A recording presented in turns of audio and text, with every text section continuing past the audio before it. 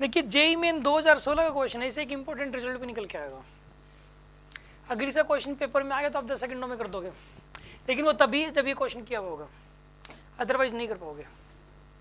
ठीक है, एक इंपॉर्टेंट रिजल्ट निकलने वाला है। ये क्वेश्चन, ये कॉन्सेप्ट है, सुन लो। मुझे एक बात बताओ, और थोड़ा डीप है, ध्यान से समझना कहानी को। क्या एक यूनिफॉर्मली चार्ज सॉलिड स्फीयर है, ऐसे क्या बताइए, यूनिफॉर्मली चार्ज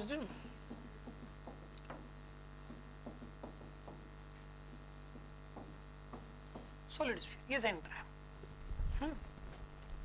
मुझे एक बात बताओ, अगर ये यूनिफॉर्मली चार्ज है, पहली बात तो मैंने साफ साफ लिख दिया, यूनिफॉर्मली चार्ज्ड, पहली बात तो ये।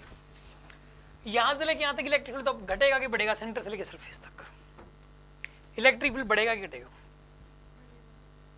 इलेक्ट्रिक फील्ड बढ़ेगा। यहां सेंटर से लेके सरफेस तक इलेक्ट्रिक फील्ड बढ़ेगा कि घटेगा? मेरा क्वेश्चन ये है यार, इलेक्ट्रिक फील्ड कांस्टेंट रहेगा। कितने बच्चे कहते हैं कांस्टेंट रहेगा? जो कह रहे हैं बढ़ेगा।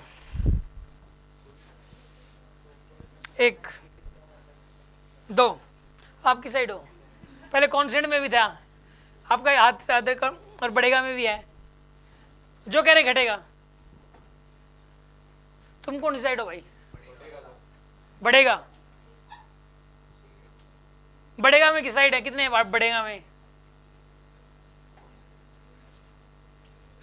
घटेगा में कितने? घटेगा में क्या बताएं? एक ये क्वेश्चन जीरो लेवल का क्वेश्चन नहीं है, आपको इसमें तो कॉन्फिडेंट होना चाहिए यार। यार बढ़ेगा यार, सेंटर से लेके सरफेस तक इलेक्ट्रिक का फॉर्मूला होता क्या? पहले तो ये बताओ, यहाँ बीच में कहीं फॉर्मूला क्या होता है?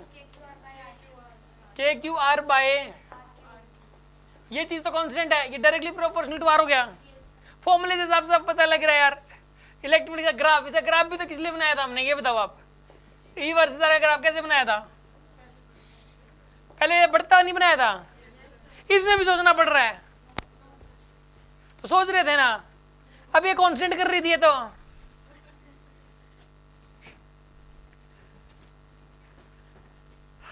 समझ में आ गया यहां तक?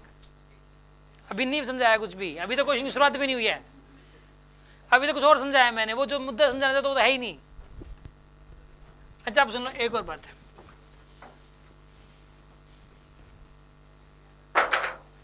इस क्वेश्चन को, इसके अंदर जो है ना, बाद में इस क्वेश्चन के बाद, अभी वेट करो, इसके अंदर जो है ना, इस क्वेश्चन के बाद तुम अपने बैग उठा लेना बस। देखो इसके अंदर जो है ना, अब इस क्वेश्चन को समझाने से पहले एक कॉन्सेप्ट और, एक कॉन्सेप्ट और। सपोज यूनिफॉर्म इलेक्ट्रिक फील्ड है, कैसा इलेक्ट्रिक फील्ड है ये? यूनिफॉर्म इलेक्ट्रिक फील्ड है। यहां का इलेक्ट्रिक फील्ड की वैल्यू मान लो 10 न्यूटन पर कूलम, कितना इलेक्ट्रिक फील्ड है? यहां का पोटेंशियल है मतलब 10 वोल्ट, पोटेंशियल कितना आएगा? इधर 2 मीटर जाने के बाद पोटेंशियल कितना हो जाएगा? यहां से 2 मीटर जाने के बाद पोटेंशियल कितना हो जाएगा? सेम रहेगा पोटेंशियल, तो ज्यादा हो जाएगा। इलेक्ट्रिक फील्ड इधर था 10 का, यहां का पोटेंशियल 10 वोल्ट, मैं कह रहा हूं 2 मीटर इधर जाने के बाद पोटेंशियल कितना हो जाएगा? मेरा क्वेश्चन ये है। 10 से ज्यादा होगा, कितना होगा मैं वही पूछ रहा हूँ। कह रही 10 से ज्यादा होगा, बाकी आप देख लो अपना। अरे कितना होगा ये पूछ रहा हूँ। 20 हो जाएगा, 20 हो जाएगा यहाँ का पोटेंशियल। कितने बच्चे कहते हैं यहाँ का पोटेंशियल 20 हो जाएगा? तुम तीनों कह रहे हो कि 20 हो जाएगा यहाँ का पोटेंशियल।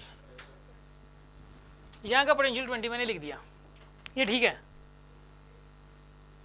कितने बच्चे कह रहे हैं ठीक है? अच्छा, बाकी क्या कह रहे हैं? This is the problem. फिर कहते हैं डीपीपी में से क्वेश्चन आएगा क्या? डीपीपी में इसे 50 गुना लेवल के क्वेश्चन है और ये आपको पता नहीं है। ये ना जीरो से भी, जीरो उससे भी नीचे गिर जाओ थोड़ा सा जगह हो तो, उस लेवल का क्वेश्चन है। हमें ये नहीं पता, आरामखोर बोल रहे हैं 20 आएगा। अरे यार पोटेंशियल 20 बढ़ जाएगा, ई इंटू एल के बराबर बढ़ जाता है, या ई इंटू एल अगर यूनिफॉर्म इलेक्ट्रिक फील्ड हो, कैसा इलेक्ट्रिक फील्ड हो, या तो ई इंटू एल के बराबर बढ़ जाता है यूनिफॉर्म इलेक्ट्रिक फील्ड के अलोंग जाने पर, या उतना घट जाता है। ई इलेक्ट्रिक फील्ड कितना है 10, डिस्टेंस कितनी है 2, तो 10 इंटू 2 कितना हो जाएगा 20, तो इलेक्ट्रिक फील्ड के अपोजिट जा रहे हो, इलेक्ट्रिक फील्ड इस तरफ, आप जा इस तरफ रहे हो, तो पोटेंशियल बढ़ेगा, पोटेंशियल 20 बढ़ जाएगा, तो यहाँ कितना हो जाएगा 10 + 20 कितना हो जाएगा 30 हो जाएगा यहाँ का पोटेंशियल। मैंने ये बोला कितना हो जाएगा, वीडियो सुन लेना इसका, क्या कर लो अभी वीडियो आ जाएगा यूट्यूब के ऊपर देख लेना फिर। हाँ हाँ ऐसे कर रहा है, सुन लो, यहाँ से 2 मीटर जाने के बाद यहाँ का पोटेंशियल कितना हो जाएगा, कितना हो जाएगा,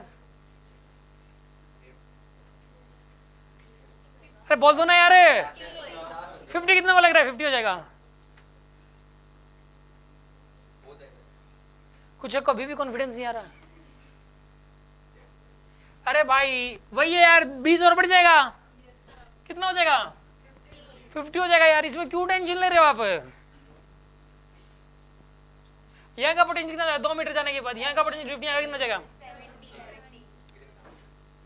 70 हो जाएगा, मानते हो, शाबाश। यहाँ 2 मीटर जाने के बाद इस पॉइंट पे पोटेंशियल बताओ,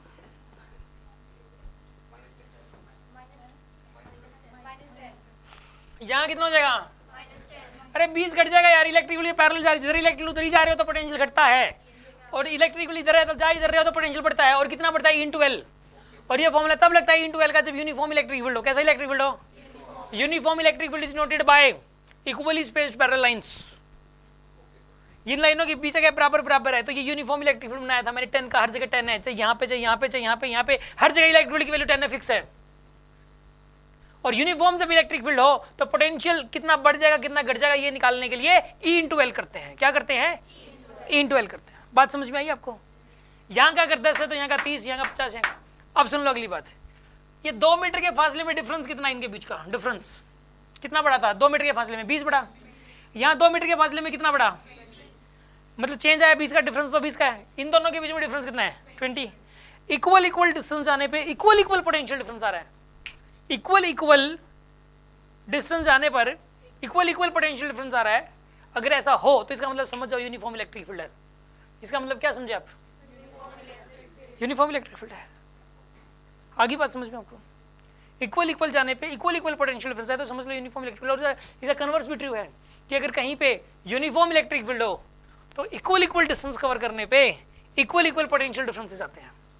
ठीक है, अब सुन लो, मान लो कोई ये कह दे कि भाई ये तो ए पॉइंट है, ये बी पॉइंट है और ये वाला सी पॉइंट है, ये गैप है 3 मीटर, ये वाला गैप है 3 मीटर, यहाँ का पोटेंशियल है 60 वोल्ट, यहाँ का पोटेंशियल है 90 वोल्ट, यहाँ का पोटेंशियल है 100 वोल्ट। यहाँ पे 3 जगह का पोटेंशियल दिखाया गया है ए बी सी और इनके बीच का गैप दिखाया गया है। क्या इस जगह पे इलेक्ट्रिक फील्ड यूनिफॉर्म है? पहले बताओ डायरेक्शन किधर होगी इलेक्ट्रिक फील्ड की, इधर पोटेंशियल घट रहा है ना, घट रहा है तो इलेक्ट्रिक फील्ड पहली बात तो नीचे की तरफ होगा, नीचे की तरफ कहीं होगा, पहली बात तो ये है। अगर ऊपर और नीचे में आंसर देना है तो नीचे की तरफ ही आएगा। क्या इलेक्ट्रिक फील्ड यूनिफॉर्म है यहाँ पे? नहीं है, क्योंकि 3 मीटर जाने पे चेंज कितने का आया, 3 मीटर में फर्क 30 का, यहाँ पे 10 का है। क्या इलेक्ट्रिक फील्ड यूनिफॉर्म है? नहीं है, नॉन यूनिफॉर्म इलेक्ट्रिक फील्ड है। कोई कहते हैं यूनिफॉर्म है कि नॉन यूनिफॉर्म है? नॉन यूनिफॉर्म है। चलो ये बताओ आप, यहाँ का पोटेंशियल 120, अब बताओ इलेक्ट्रिक फील्ड कैसा होगा? यूनिफॉर्म इलेक्ट्रिक फील्ड होगा। माने कि नहीं माने? क्योंकि इक्वल डिस्टेंस जाने पे इक्वल पोटेंशियल डिफरेंस आता है। यहां तक बात समझ में आ गई आपको? अच्छा अब सुन लो अगली बात, यहां से लेके यहां तक इलेक्ट्रिक फील्ड ये यूनिफॉर्म है कि बढ़ रहा है? यहां से सेंटर से लेके यहां पी पॉइंट तक इलेक्ट्रिक फील्ड यूनिफॉर्म है, इलेक्ट्रिक फील्ड यूनिफॉर्म है या बढ़ रहा है? ये बताया था यार, ρr/3 एप्सिलॉन नॉट होता है। इलेक्ट्रिक फील्ड क्या होता है? इलेक्ट्रिक फील्ड तो क्या हो रहा है? तो क्या इक्वल डिस्टेंस आने पे इक्वल पोटेंशियल डिफरेंस आएगा क्या? नहीं आएगा इसमें। इसमें अगर ये वाला P1 पॉइंट है, और ये P2 पॉइंट है, ये P3 पॉइंट है, ये डिस्टेंस है 2 मीटर, यहाँ से यहाँ तक भी है 2 मीटर, यहाँ से यहाँ तक भी कितना है, ये सेंटर है, ये P1 पॉइंट है, ये P2 पॉइंट है, ये P3 पॉइंट है, ये 2 मीटर, ये 2 मीटर, ये 2 मीटर। पोटेंशियल ज़्यादा कहाँ का है पहले तो ये बताओ, सेंटर का, P1 का, P2 का या P3 का, कहाँ का सबसे ज़्यादा पोटेंशियल? P3 का सबसे ज़्यादा है। जय हो जय हो जय हो। पोटेंशियल कह रहा हूँ, पोटेंशियल इलेक्ट्रिक फील्ड नहीं कह रहा। क्या कह रहा हूँ? इलेक्ट्रिक फील्ड तो यहाँ से यहाँ तक बढ़ रहा है, यहाँ पे जीरो इलेक्ट्रिक फील्ड तो यहाँ पे बढ़ रहा है।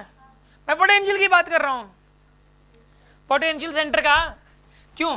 क्योंकि लाइन इधर है, electric field line, electric field line इधर है, यहाँ से यहाँ तक जाने में आप इलेक्ट्रिक फील्ड के अपोजिट जा रहे हो, इलेक्ट्रिक फील्ड के। तो इसके फॉर्मूले से देख लेना, यहाँ पे यूनिफॉर्मली चार्ज सॉलिड स्फीयर के केस में मैंने बताया पोटेंशियल का फॉर्मूला, यहाँ सेंटर पे सरफेस का 1.5 गुना ज़्यादा होता है। सेंटर पे क्या होता है सरफेस का? 1.5 गुना ज़्यादा होता है, यहाँ का सबसे ज़्यादा होता है पोटेंशियल। और इधर जाने पे क्या हो रहा है, पोटेंशियल घट रहा है, यहाँ का सबसे कम, यहाँ का ज़्यादा, क्योंकि लाइन इधर है। माने कि नहीं माने?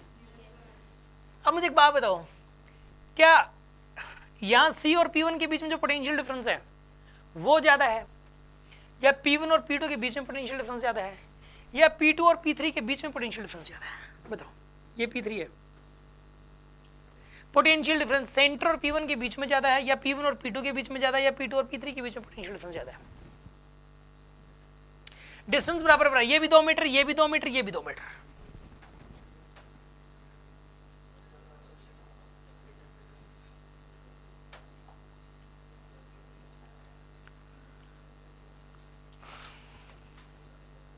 दिमाग की खिड़कियां बंद हो गई क्या?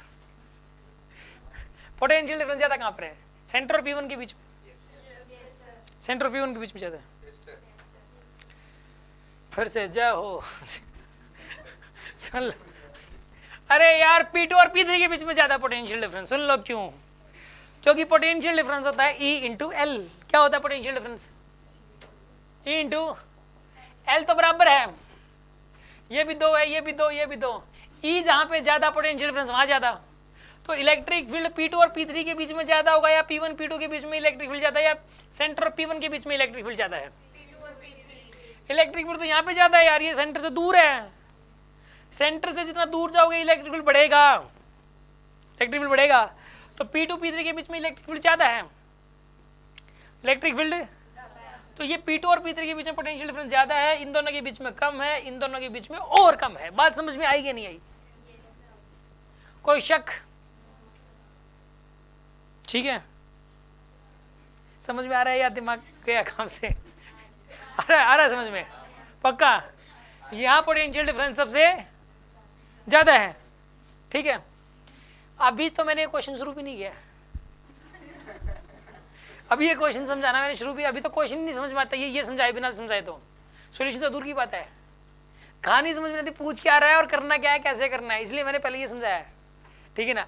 अब समझो क्वेश्चन क्या है इसके अंदर। अब सुनो,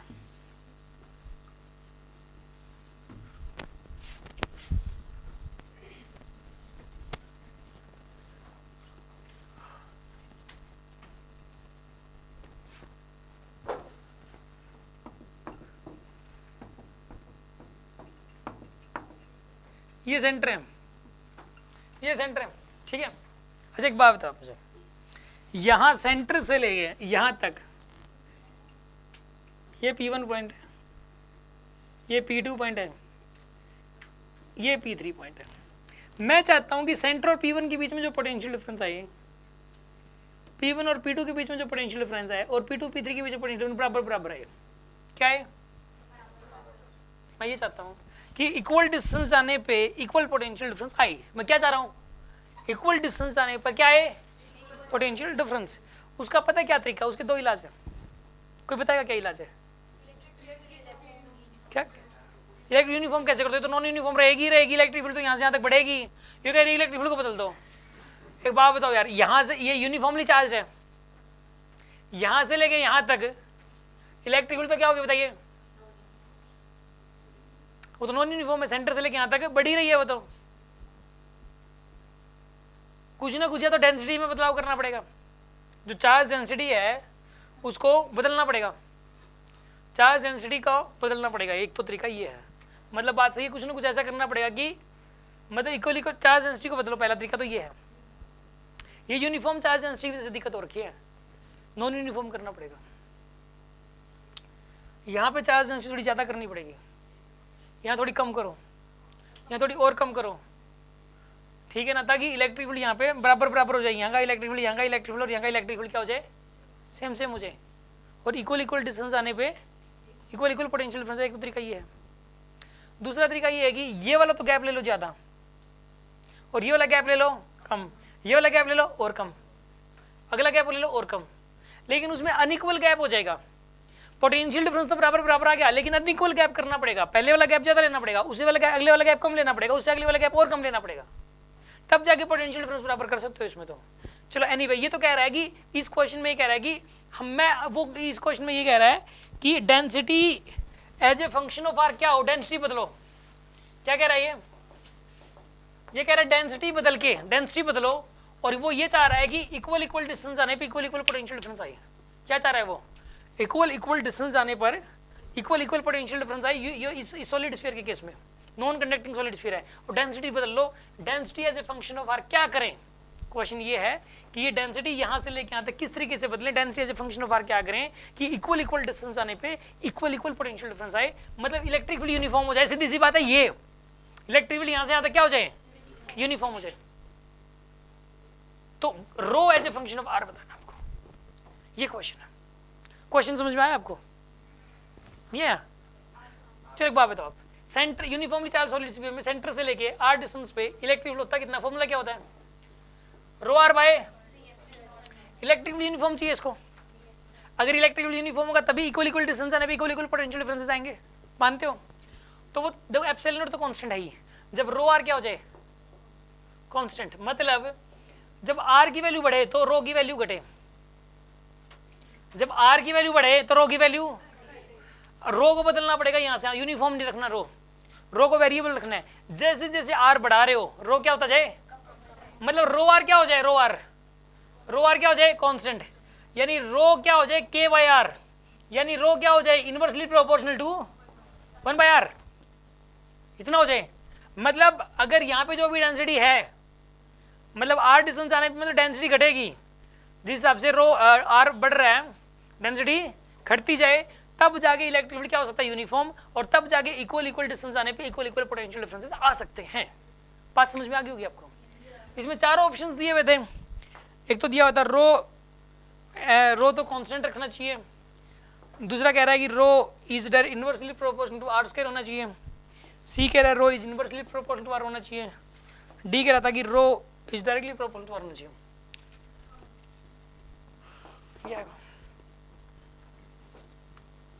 ये तो साफ साफ ऐसे देखते ही पता लग जाता है कि अगर इक्वल इक्वल डिस्टेंस आने पे इक्वल इक्वल पोटेंशियल डिफरेंस करना है तो रो को तो घटाना पड़ेगा, डेंसिटी यहाँ ज़्यादा, यहाँ और कम, यहाँ और कम, यहाँ और कम, डेंसिटी को तो घटाना पड़ेगा, लेकिन वो इस फंक्शन के अकॉर्डिंग घटेगा या इस फंक्शन के अकॉर्डिंग, ये नहीं तो पता लगता। तो इसके लिए इस फॉर्मूला है कि ये होता है rho r by 3 epsilon naught, तो rho is inversely proportional to r, यहाँ से पता लग गया। तो एक रिजल्ट हो गया कि अगर एक नॉन कंडक्टिंग स्फीयर है, उसमें चार्ज फैला हुआ है, सेंटर से लेके अगर उसके अंदर भी मैं चाहता हूँ इलेक्ट्रिक फील्ड यूनिफॉर्म हो जाए, तो सेंटर से लेके यहाँ तक rho is inversely proportional to r कर दूँ, और ऐसा करने से इलेक्ट्रिक फील्ड हर जगह यूनिफॉर्म हो जाएगा, हर जगह यहाँ हर जगह सेम रहेगा, और इक्वल इक्वल डिस्टेंस आने पे इक्वल इक्वल पोटेंशियल डिफरेंसेस आएंगे। बात समझ में आ गई होगी?